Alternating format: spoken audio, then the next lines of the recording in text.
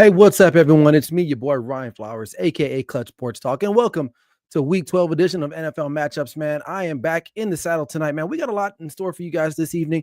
We're going to be talking about the Chiefs, the Kansas City Chiefs, as they stumbled last week in Denver against the Denver Broncos. A lot of people are counting them out. They've said that they lost their mystique. They don't have the magic anymore. I'll share my thoughts on that. Rough timing. Right? Shedeur Sanders gets some playing time this weekend against the Baltimore Ravens. Is it unfair for the haters to think that he can't play in the National Football League? Or does he have what it takes if given a week of preparation to get ready for an opponent and a game plan that is built around his skill set? I'll give you my thoughts on that as well. And it wouldn't be NFL matchups if I didn't break down every 14 games this week and give you my keys to victory as well as my betting odds this week in the National Football League. So sit back, relax, and enjoy the show. This is NFL Matchups with me, Ryan Flowers. Let's go. We're going to be here all day, baby. I like this kind of party. I like this kind of party, baby.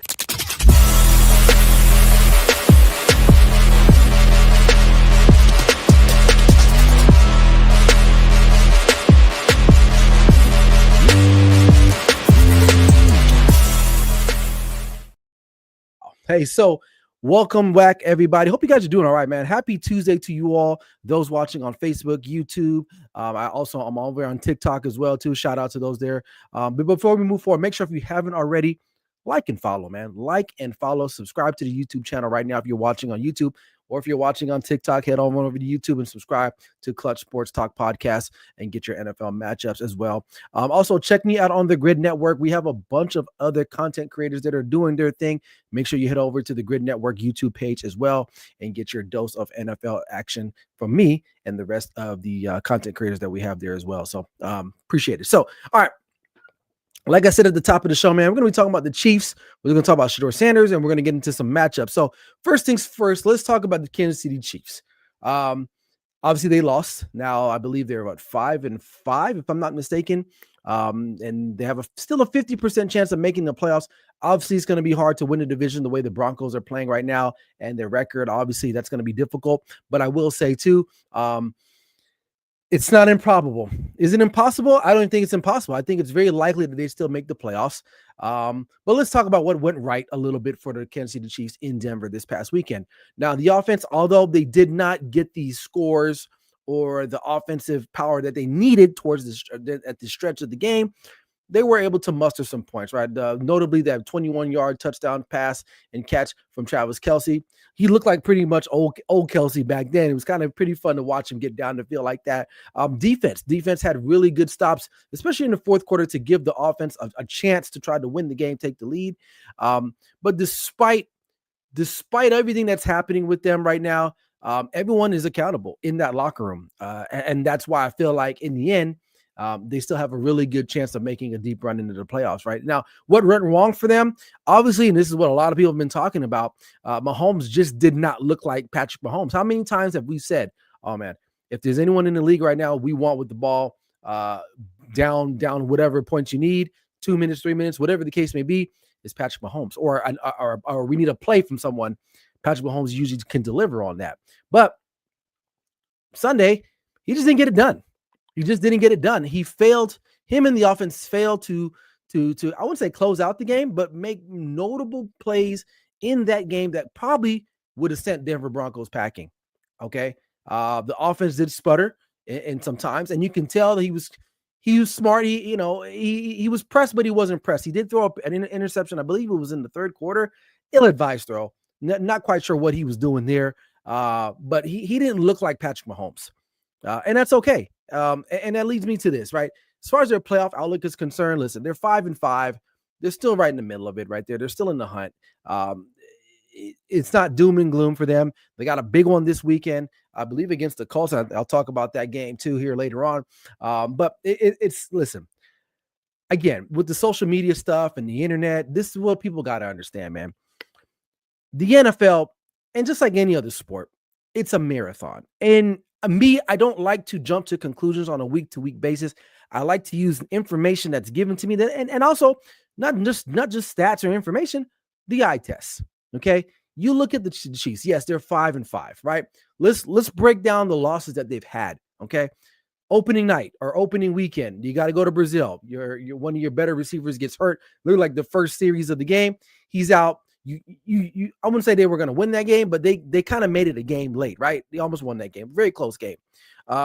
Second loss, I believe, was what to who was it? So they lost to the Chargers. I know they lost to Jacksonville Jaguars. That was a close game. You lose to Philly at home in a close game. You lose to Denver this past weekend in a game that you probably could have won as well too. So listen, all these games that they've lost, they could easily be undefeated in those games. And I'm not going to say that the magic is gone.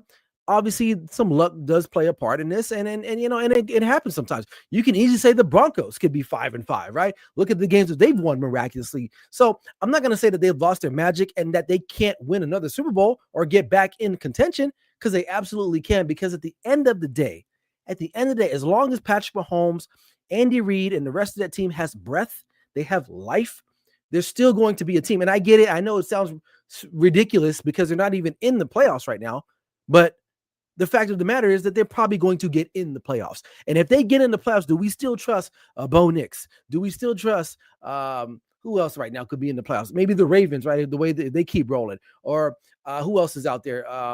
Daniel Jones, right? These are guys that the Chiefs are going to end up having to play again, possibly. Maybe Josh Allen, right? We know how that story goes in the playoffs against the Bills. So to say that they're done and their magic is gone, it's a little premature, because for all intents and purposes, they're still the defending AFC champions.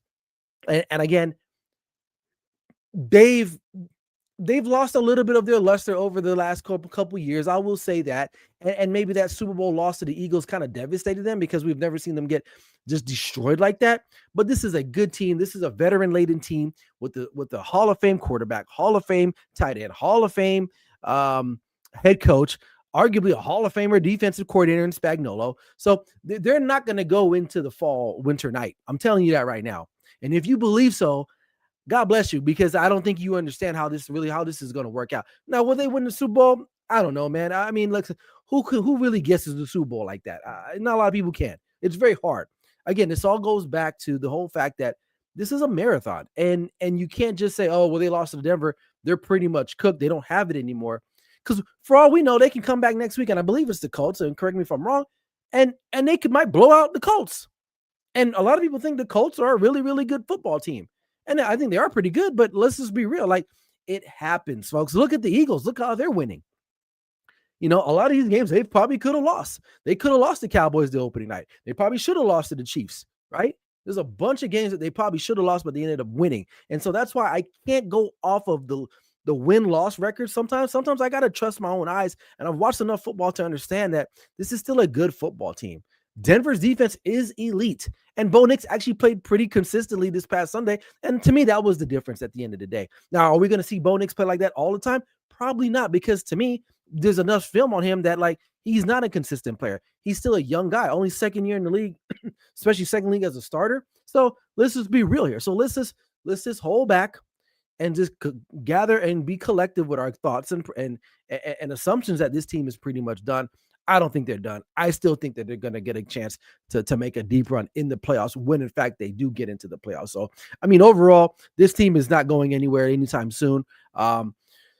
There are some warning signs that it's slowing down, but I don't think it's all the way gone as of yet. I think Mahomes still has a lot of meat left on the bone, and one game does not erase a whole body of work in regards to the career that they've that they've built upon. We got some comments here on TikTok. He said, oh, let me see what he says here. We got a question. I just traded Shakir Tucker for Javonte Johnston. Javonte and Johnston. Oh, Javonte Williams. Is that who you're talking about? Javonte Williams. That's a good pickup if you got Javonte Williams for the Dallas Cowboys. For sure. You won that one. You won that one for sure. All right. Yeah, he said, yeah, that's a good one. I like that. All right. But before I wrap this up, I mean, the verdict is that they haven't lost their magic. I still think there's still an elite level to them. And I think they'll get back on track and they'll be just fine. So we'll mark my words. What's today? The 18th? Is it today, November 18th? November 18th, the Chiefs will be fine, folks. Believe me. All right.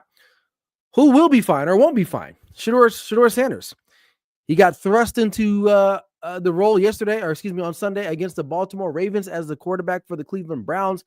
It did not look good. The stat line was terrible. 4 for 16, 47 yards, 1 interception. He did run 3 times for 16 yards, but overall the efficiency was not there. Now granted, granted the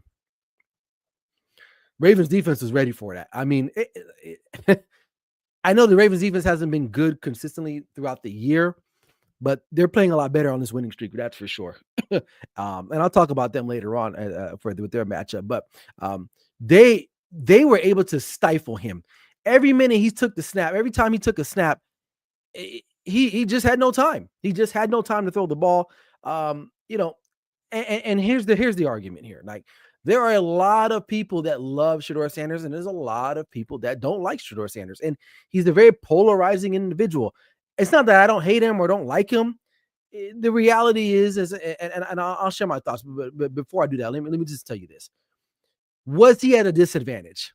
Absolutely. Absolutely. He was at a disadvantage. It's tough for anyone to come into a game, right? You haven't taken any real snaps, meaningful snaps with any of the ones on the depth chart, right? And you're playing against a ferocious defense, or a defense that's been playing a lot better as of recently than the Baltimore Ravens. And you're going to ask this young guy, who a lot of us have questions on him anyway, right, to try to go out there and win the game. Now, was he better than Dillon Gabriel? No, he wasn't. And was Dillon Gabriel lighting up the stat sheet either? No, he wasn't either. And that's a conversation for a whole nother day, because I feel like the Browns just kind of screwed the pooch on this whole quarterback situation. But long story short, the one big key thing I took from all this from Shedeur, is that at least he had some self-awareness, right? A lot of times in recent history, we've seen him blame other people. It wasn't his fault, this and that, whatever. Sunday, he went up to the mic. He said, listen, I didn't play well. I don't want to be a distraction, because who knows what happened, what will happen to Dillon Gabriel. He left the game for concussion protocol. So he may not be good to go this week. I don't know. We'll see. We'll have to monitor that. But you can tell when he got on that field, there was no chemistry whatsoever. Now, again, his fans will say, well, offensive line sucks. We knew that. They don't really have any weapons like that, right? David Njoku, not having a great year. Jerry Jeudy, he's a number 2-3 receiver at his best. Okay. So they don't really have much. Quinshon Judkins, probably their best talent that they got on the field. Teams are going to be prepared for him loading up the box. From my perspective, and a lot of you may hate me for this or may hate on me for this, but I'm just going to keep it a buck. It's a reason why he's a 5th round draft pick. He still is continuing to do a lot of things that we saw in Colorado, and you think he's going to get away with it in the National Football League. You can't hold the ball the way he holds the ball. 3, 4, 5 seconds, drifting back instead of stepping up in the pocket. That's going to get you killed in the National Football League time in and time out, period. Did I play in the National Football League? No, but I've watched enough football. I've coached enough quarterbacks to understand that you cannot drift back in the pocket. You need to either climb the pocket or get rid of the ball. Now, I will give him this. He was more willing to throw the ball down the field and push it. But again, that could just be a physical attribute that he has better than Dillon Gabriel. Dillon Gabriel is really short. Shedeur Sanders can see over that line way better than Dillon Gabriel ever can. So, my overall assessment was, let's see how he does if he gets a starting opportunity with a full week behind him of preparation, understanding what's going to be required for him. The offensive coordinator, the offensive coaches there can get behind him, give him some plays that he can run and be somewhat efficient, and then we can go from there. I'm not going to judge him off of that just little tidbit of action that I saw, because it wasn't fair to him. Do I think he's going to light it up? Absolutely not. I don't think he will. I just don't think it's his skill set. At best, he's probably a backup quarterback in the National Football League. And then that's just my fair assessment. Just what we know about him from college and what we've seen a little bit just around. Could he improve? Absolutely could. But I don't think it's going to be any much better than what we saw this past Sunday if he's given an opportunity. And some people may say that's hating.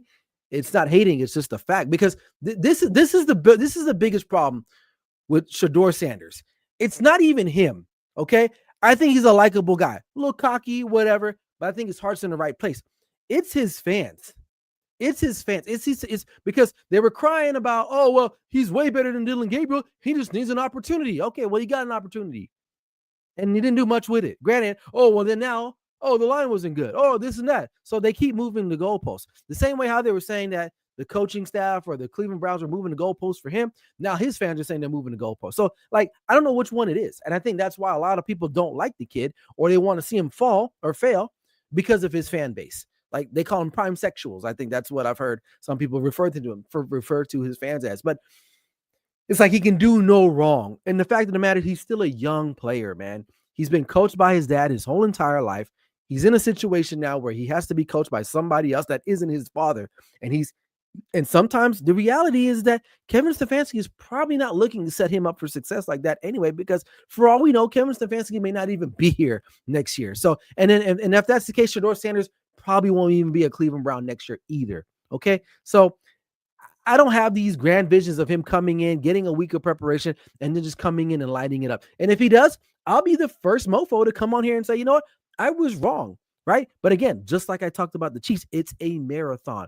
The world that we live in today is a microwave dichotomy where you're good today. Oh my God, you're the greatest of all time. You suck. Oh my God, you're the worst of all time. So I'm not doing this shit because it's clickbait. I'm not a clickbait kind of guy. You rarely see. I mean, honestly, if I don't even have time to post clips, really, that's one of my biggest problems. But I'm not saying anything because I'm trying to get a rise at anybody. I'm just speaking from my truth and what I see visually with my own 2 eyes or 4 eyes because I wear glasses, right? But at the end of the day, will he be the next stud quarterback? Probably not.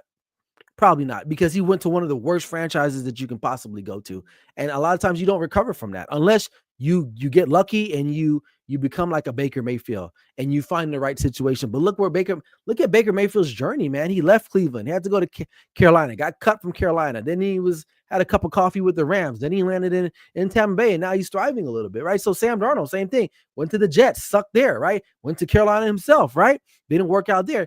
He goes, backs up in San Francisco, learns under Kyle Shanahan, goes to Minnesota, has a great year. Now he's in Minnesota, didn't play great this past weekend, but still, like, so there's a maturity thing with all of this, and maybe he'll figure it out, and maybe he'll be able to get on the right team. But as of right now, I don't think he's any better than Dylan Gabriel, and it's not just his fault; it's just the organization of the Cleveland Browns. So for all the Shedeur fans out there that think he can't do anything wrong, he can. He didn't play good on Sunday. Granted, again, in a short notice, you got to be ready. You got to be ready. Right? Because we've seen quarterbacks come in, but those guys are veterans, right? So he's not a veteran yet. So it's not that I don't want to see him do well, and it's not that I do want to see him do well. It doesn't bother me that much, but I wanted to talk about it because it's a very touchy topic for a lot of people. And some people just don't want to hear the facts. So let me know, man, if I'm right or wrong in the comment section here on YouTube or as well on TikTok, man. Like, what do you think about Shedeur Sanders? Do you think if given the right preparation and timing, could he exceed the expectations of a Dylan Gabriel or maybe try to help the Cleveland Browns win some football games? So I don't know. I digress. All right. Moving along. All right, we got week 12 opens up with maybe might be a good game. You got Buffalo Bills, Houston Texans. I believe Bills went there last year and lost in a close one. So we'll see how that works out. But Bills at Texans, Thursday Night Football. Bills are -3.5 favorites, and on the road, over under is 43.5. Keys to victory. I'll start with the Bills here. Stay balanced. Avoid turnovers, especially in the red zone, and you'll win the game. Like, they looked pretty good this past weekend against Tampa Bay. Josh Allen just was doing Josh Allen things. So that was a good win for them. They needed that, especially after that horrific loss a week ago in Miami. Texans keys to victory: control the tempo, whether it's Miles Davis or Davis Mills, whatever his damn name is, or CJ Stroud. Control the tempo and run the football. Keep the ball away from Buffalo as much as possible, and you're going to have to be able to create some big plays at some point, right? They struggled against the Texans. Against the Titans this past weekend on the road. Granted, it was a divisional game, and that division is kind of weird anyway, like that, where those teams will beat each other. But at the end of the day, big plays are going to be what's needed, especially if you're going to try to beat the Bills at home. Good for them that they're at home. They'll have that Houston crowd behind them, but for how long? that'll be the case. I will say they do have a fighting shot just because that Texans pass rush is legit. Between Danielle Hunter and Will Anderson. They get after it. So overall, do I like the Bills to cover in this game? You know, I don't. I don't. I think the Texans will keep it a lot closer than expected. So if I was going to bet this game, I'd probably go plus 3.5 on the Texans on this one, because this is one of those spots there that the Bills they're supposed to win a game like this, but they end up floundering. So, but I would probably go Texas on plus 3.5 there. All right, we got Jets at Ravens. Ravens open up at minus 14. I think that's the biggest spread this week against the Jets. The Jets who just benched Justin Fields finally, thank God. God, the Jets, what a disaster that is. Over under 44.5. Ravens keys to victory. Dominate the run game. Force third and long on the Jets offense because it's gonna be Tyrod Taylor. They're not a really good offense at this point. And then just try to avoid any big letdowns. Lamar Jackson is gonna have to pick his head up a little bit, right? He struggled. He's struggling. He's not the same Lamar Jackson that we once saw a couple years ago win a second MVP. I don't know if it's the hamstring, but there's situations and there's times in these games where it's like you're expecting him to take off and run, but he's just not doing it. He's just not doing it. He's a little reluctant. And then when things don't go his way on offense, he's coming off the field, looks dejected. And like, listen, I'm from the old school, man. Like your quarterback is usually typically the de facto captain. And if he's looking like that, what kind of message does that send? Like he's a very great player, very talented individual, but I need more from him from a leadership standpoint, especially because they're winning football games. They're getting back into this thing, right? They're right up there with the Steelers to win that AFC North, which a month ago, we probably were like, man, the Ravens are done. But they've turned it around a little bit here. Let's see how they keep going. Now, as far as keys to victory for the Jets, I mean, other than going to church Sunday morning, there's really no chance. I mean, they're going to have to create turnovers after turnover and somehow keep this game close. And I don't see it happening. I just don't see it happening. So do I like the Ravens to win this game? I do. Now, do I like the minus 14? I don't like that. If I was going to bet this game, probably take the money line. But you're gonna have to spend $100 to win it because they're so heavily favored on this one that it's pointless. So, but I don't like them covering. So, if anything, you might want to go plus 14 if that line is still there, plus 14 for the Jets because at the end of the day, I don't think the Ravens. I think they'll run the football. The game will run out, and I don't think they'll win by 2 touchdowns. So that's crazy to me. So we'll see. All right, what's going on here in TikTok? Say what's up to everybody on TikTok, man. Hey, drop a comment, man. Let me know what you guys thinking, man. Appreciate you guys. Do I have any comments here on? Yeah, I do got some comments here on YouTube. So what's up, my boy Chris Johnson? Those damn Eagles. He says, let's go birds. Man, to hell with them. And I'll talk about them later here in a second. But all right, let's go. Let's keep it moving here. We got Seahawks at Titans. Seahawks minus 12.5 on the road. The over under is 42 I'm seeing right here. Listen, Seattle, I won't say brutal loss, but it was a moment for them to try to what's going on here. It was a moment for them on the road against a division rival to kind of like set the record straight that like they're here. Sam Darnold did not play good. 4 interceptions, if I'm not mistaken. I don't know. It's just obviously now you're playing the Titans. What a great team to bounce back on. Is the Titans. As far as keys to victory, after a loss like that to the Rams, you want to start fast. You want to jump out in front of them like the way they did Arizona a couple weeks ago. In Arizona, just like 35-0 quick in the first half.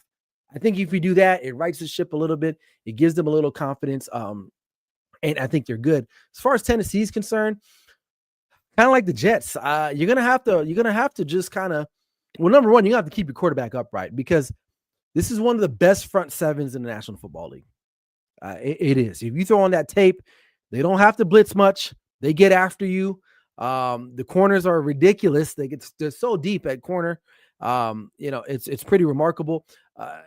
But the Titans, I don't know, man. Get lucky, make some big plays. Calvin really out for the year.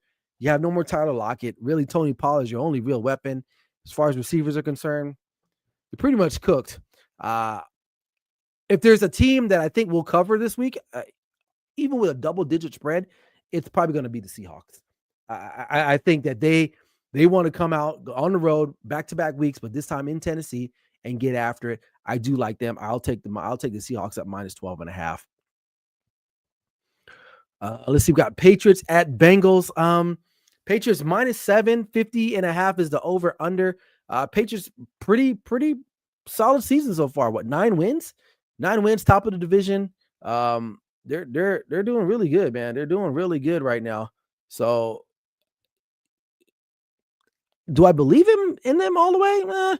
Not necessarily. I don't believe in them all the way necessarily. Their schedule is very cupcake. Very cupcake. You look at the quarterbacks that they've played. I mean, Josh Allen is the best one that they've had. They did beat them. That's a good win. And then Baker Mayfield. So those are the two credible wins. We'll see in the playoffs. I will say that. As far as to this game, be physical. Be physical. Continue to be physical and continue to win on third downs, whether it's on offense and defense. I think you have a moment here against the Bengals because they're gonna be down Jamar Chase after that incident he had last week against Jalen Ramsey. So you know they can get after them real quick. Joe Flacco, he's 48 years old, right? So Bengals, again, try to keep pace as best as possible, man.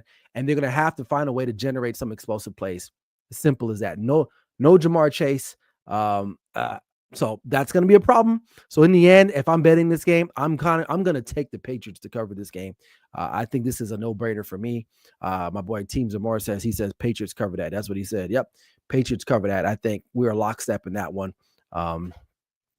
Let's see. We got Colts at Chiefs. This is a big game. Chiefs at home minus 3.5. 50.5 is the over/under. Chiefs, pretty simple, man. Be efficient.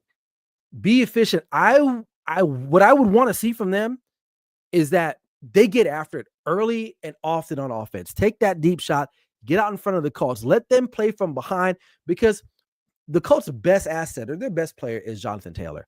And if you're behind double digits, you pretty much neutralize him. So if they can get explosive plays early and often that result in scoring possessions, absolutely for it.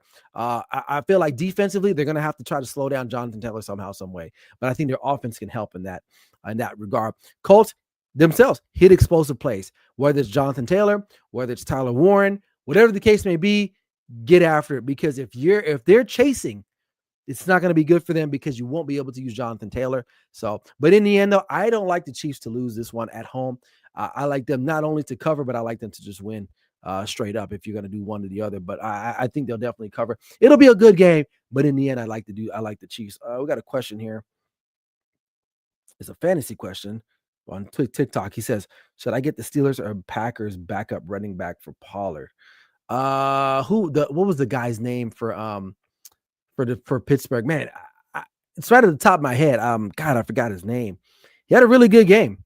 The Packers, I would stay away from them really as far as any type of their offensive players because they're so inconsistent in my opinion. I don't think I like the Steelers guy better. Basically, that's what I'm telling you there. So let's see. Team Zamora says I'm taking Colts.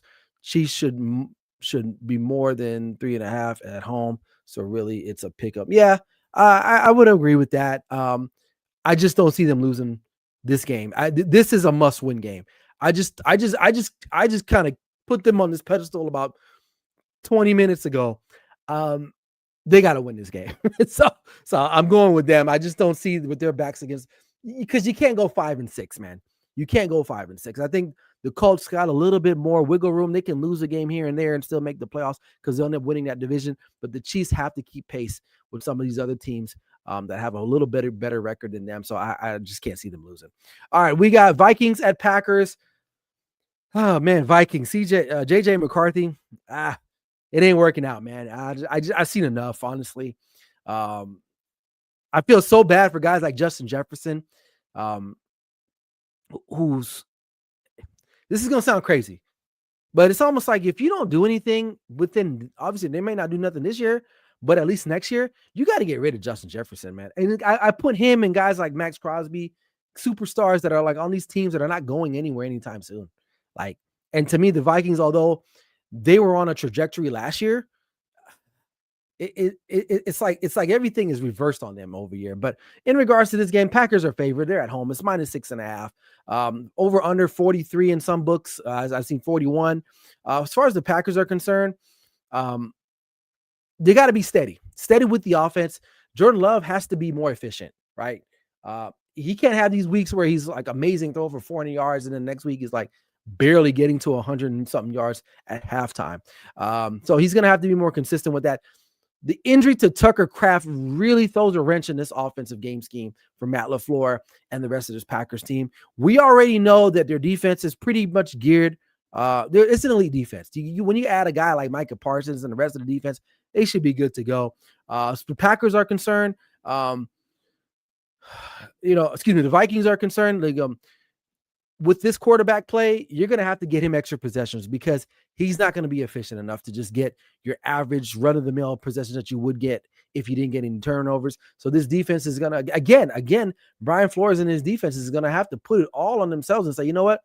We're going to have to get after. We're going to have to get turnovers. Hell, we might even have to score, right? But we're going to have to help our quarterback. We're going to have to get him extra possessions to win this game. And for the love of God, please, someone, tell someone to get the ball to Justin Jefferson. I know, I get it. People are game planning for him, but Jesus Christ, he's arguably one of the better receivers in the National Football League, and he's just kind of like, he's just out there. And kudos to him, man, because he could easily be acting like a wide receiver diva.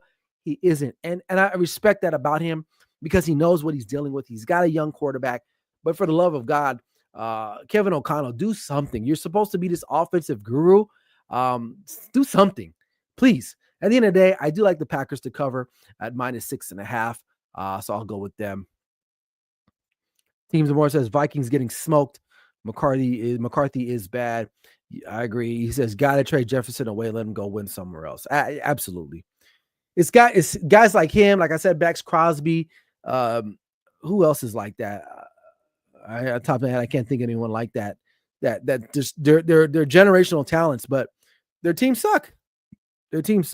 So it is what it is. All right, Steelers at Bears. This is an interesting game because I don't really have any faith in both of these teams, and their fan bases will probably be upset that I even said that.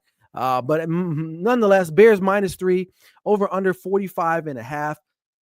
Let's start with the Bears. They're the favorites. The defense is good. They're solid. They're decent. They're going to have to find a way to get after whoever the quarterback is. I don't know if it's even Aaron Rodgers. I think he's out. It might be Mason Rudolph. So, okay, that's a win for them, for the Bears in that regard. So offensively, continue what you're doing. Ben Johnson is doing a pretty good job on a weekend basis with Caleb Williams. I still don't trust Caleb Williams at the end of the day. I think Ben Johnson is still kind of disguising him a little bit. But, hey, the name of the game is to win. They're doing that. As far as the Steelers are concerned, you're going to have to run the football. Run the football, be aggressive, and capitalize if you can get some turnovers. The defense has been playing pretty solid the last couple of weeks. Continue to ride that wave. Again, kind of like the Vikings, your defense is going to have to be at the forefront in order for you to win this football game. This game is on the road. However, though, I do like the Bears because they have their starting quarterback. If Mason Rudolph is the guy, I don't think he's going to be good enough. I think Caleb Williams will outlast him, even if it was Aaron Rodgers, because Aaron Rodgers is probably not that healthy to begin with. So I'm going to go with the Bears to win this game. Straight up, I'll take this one straight up. I know it's close where it could be a pick 'em, and it might even drop down, but I do like the Bears of this one. All right, we got, let's see here. We got Jags at Cardinals. Man, Cardinals, dude, belt to ass 2 weeks in a row. Just getting throttled. Both at home, too, like, ironically enough. And I've been to that stadium on numerous occasions. Like, that crowd, man, it's a good crowd, but I guess they can't get behind the team. Nonetheless, Jaguars coming all the way from Duval County. They are favorite at -2.5. 47.5 is the over-under. Listen, game plan for the Jacksonville Jaguars. Good win against the Chargers. I mean, just spank them. Spank the Chargers. You got a pretty easy foe this week again. I don't know. Is Jacoby Brissett still going to be the quarterback? Probably so. Um, just limit your mistakes. The Cardinals are not a good football team at this point. So don't give them any reason to keep them in the game. And that's by protecting the football. I think they can do that. As far as the Cardinals are concerned, take deep shots, man. Just go for it. Go for broke early. What do you got to lose? You guys are not making the playoffs anyway. You have a quarterback that's lame duck. They benched him, quote unquote, or he's hurt, quote unquote, but they benched him. Okay. This spread does scare me though. Minus 2.5. It's a little close. Obviously, Vegas knows something that we don't know. But I looked at this game all day today. I was going back and forth. 1 minute, I'm like, I don't know, man. The Cardinals, man, they've just been getting their ass beat the last couple of weeks. Maybe they got this, right? And you look at Jacksonville, they've been known to kind of like give up a game like this too as well. So you know what? To hell with it. I'm going to go on a limb. I'm going to go plus 2.5 with the Cardinals on this one.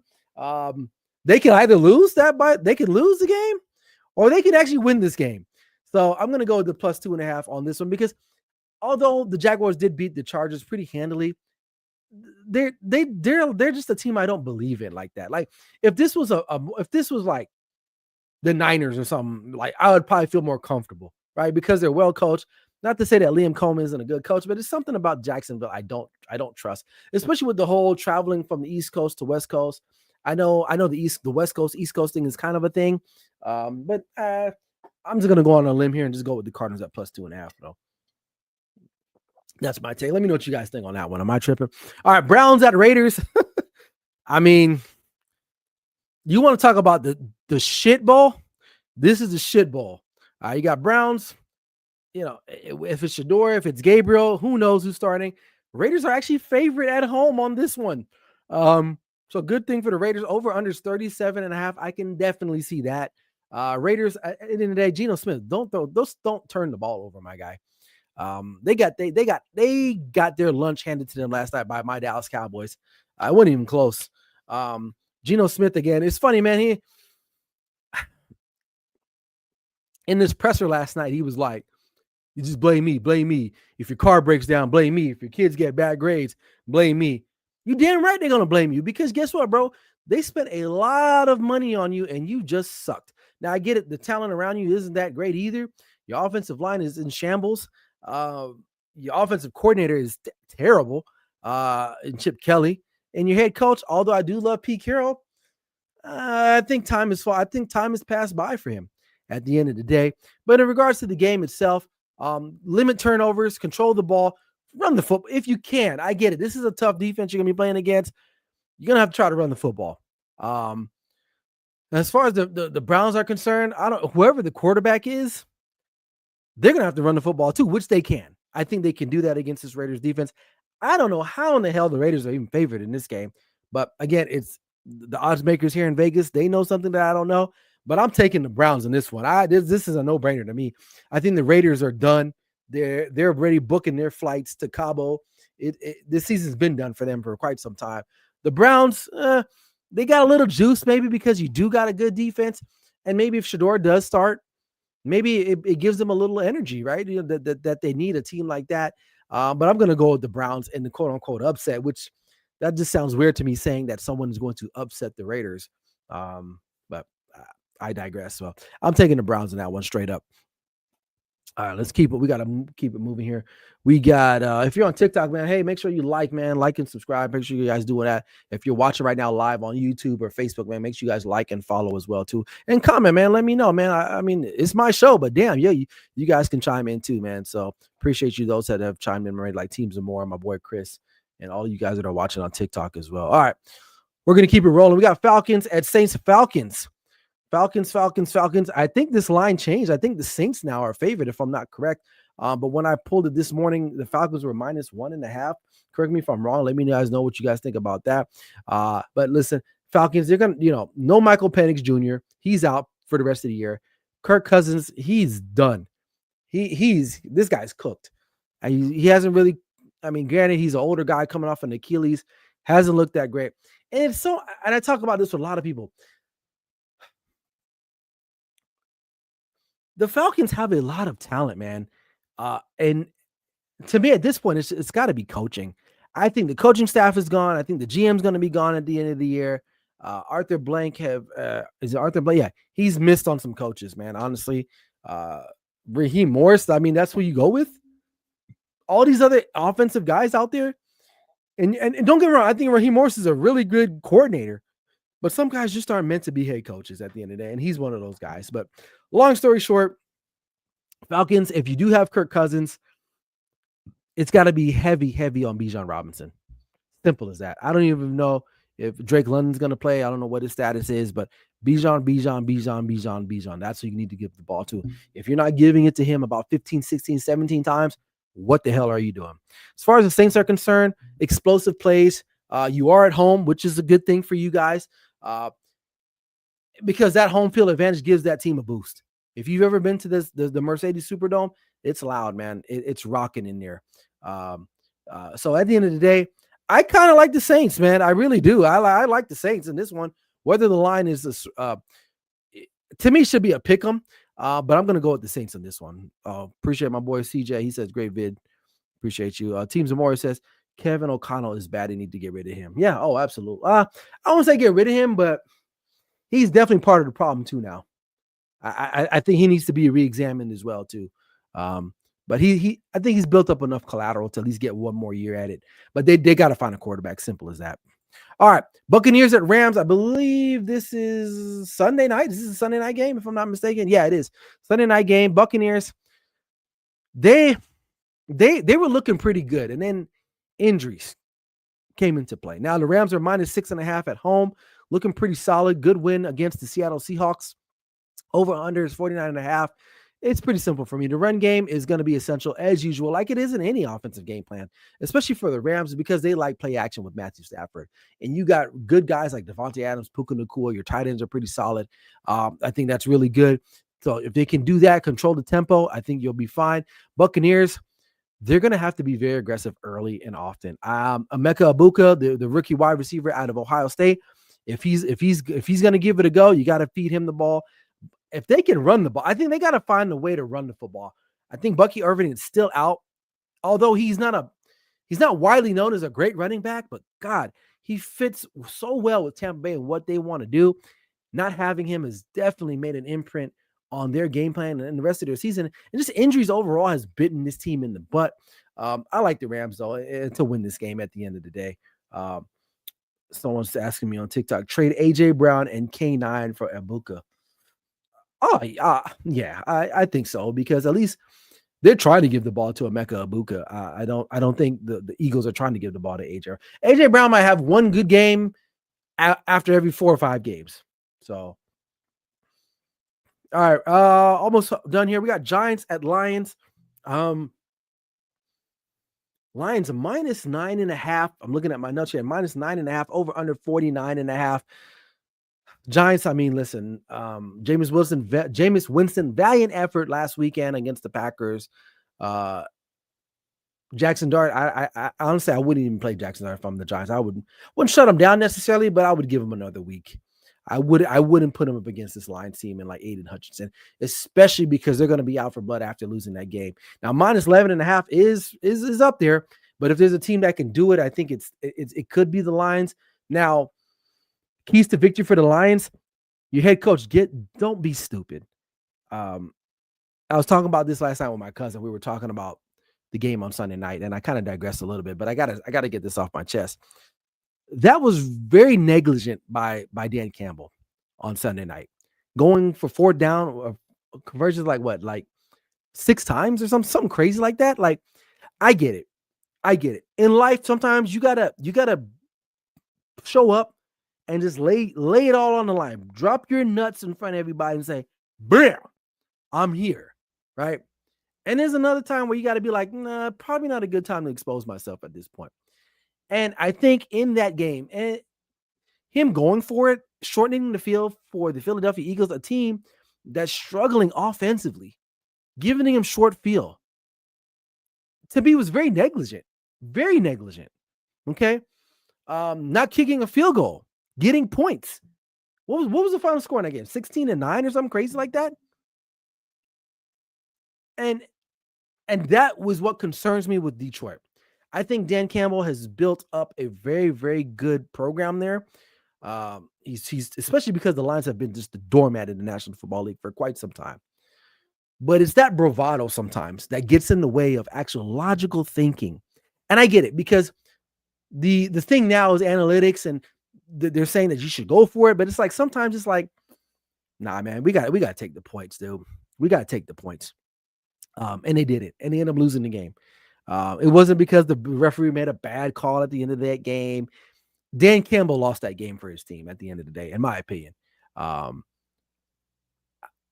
Offensively, it hurts to not have Sam Laporta, of course, right? He's going to be gone for a couple of weeks here. But you still got Amon-Ra St. Brown. You still got Jahmyr Gibbs. You still got J-Mo. You still got guys that can get it done. But when you're just constantly just trying to show how big your dick is, and sometimes it's not gonna work out for you. And that was a prime example of Sunday night that it didn't work out for him. But in regards to this game, just listen, control the game, control the trenches, which they should be able to do. No problems there. As far as the Giants are concerned, again, they don't have any firepower whatsoever. Big plays, you're gonna have to get lucky. And I know that's not really like great analysis, but it's what else can you say? I mean, they're gonna have to scheme up ways in order to get big plays, whether it's Jackson Dart or Jameis Winston, whoever your quarterback is, but they have no chance. So long story short, I like the Lions to cover at minus 11.5. All right. Here's a big one here. Eagles at Cowboys. Now, hopefully CJ is listening to this one. And I guarantee he's going to put up that stupid emoji with the damn birds here in just a second, right? But anyway, Eagles, Cowboys, Eagles favorite on the road, minus 4.5. Over under is 50.5. Eagles are going to have to exploit mismatches. And to me, the clearest mismatch is the wide receivers and the cornerbacks. There it is. I knew it. I knew he was going to drop it. I get it. AJ Brown, very disgruntled. Hasn't been getting the love or the qualm for those who watched the movie Jerry Maguire, the qualm. I'm really selling my age right here. Cuba Gooding Jr. wanting the qualm. Hasn't been getting it. Devontae Smith, it's kind of similar. He does have some big plays every now and then, but the Cowboys secondary is not good. It's not good. Deron Bland is a nickel cornerback playing as an outside corner. That's not his thing. Right now, they did bring a guy back from IR who they have a lot of hope. I think his name is Revel Jr. Pretty big guy, like 6'1", 215, pretty physical guy. He's unproven yet, but you have one of the best wide receiver duos in football. You got to exploit that. It's simple as that. Like the Cowboys' defensive line is much improved. I do like that. I'm not saying I do like that matchup. I'm very intrigued on the trenches. Because the Eagles center guard combo is not great this year. Their offensive line is not that good this year. And the Cowboys have improved that. Now, of course, everyone's going to look good against the Raiders. So I say this to what was that? I say that to say this. The Cowboys defense looked good minus it was the Raiders. Simple as that. It was the Raiders. Okay. This is going to be a good test for both teams. Number one, I feel like the Cowboys offense is going to be playing against a really good, much improved Eagles defense. Adding guys like Jalen Phillips, getting Brandon Graham back to help bolster your defense up front is a big thing. And the Cowboys, this was a game in week one. Jalen Carter, if he doesn't spit in anybody's face, is going to be a go. So that's going to be interesting. The trenches is going to be a very, very, very fun matchup. As far as the Cowboys are concerned, try to stay balanced. Run the football. Dak, don't turn the ball over. And if your defense can get off the field on third down against the Philadelphia Eagles, then the Cowboys definitely have a shot. They definitely have a shot. So with that said, and I know I got my Cowboys sweatshirt on, and a lot of people are going to say, oh, he's a Cowboys fan. He's going to be a homer. I got a feeling the Eagles are going to lose to the Cowboys in a close one against the Cowboys. I feel it's gonna be a good game, but I think the way CeeDee Lamb's, George Pickens, the way the offense was humming or as overall consistently been humming, the Cowboys can get them. I think they can. And I think they'll do just enough in the line in order to protect Dak Prescott. I think if Philly's offense doesn't show up, that's going to be where they're going to be like, damn, how did we lose that game? It ain't because of defense. I think the offense is going to be the key for Philly, but I do like the Cowboys to win this game for sure. All right, we got a question here. TikTok says trade B Brian Thomas Jr. for Javante or Puka. Hey, hell yeah. BTJ, I don't know what the hell happened to him. He looked good. I don't know what happened to him, but yeah, I'm sure. CJ, he asked, trade AJ for CJ and Pickens. Who's CJ? Who's the trade AJ for CJ? I know who Pickens is, but who's CJ? I can't. I'm trying to think who that is. But if you got AJ Brown on your team, you probably want to get rid of him. Absolutely, absolutely. All right, we got some other people coming in.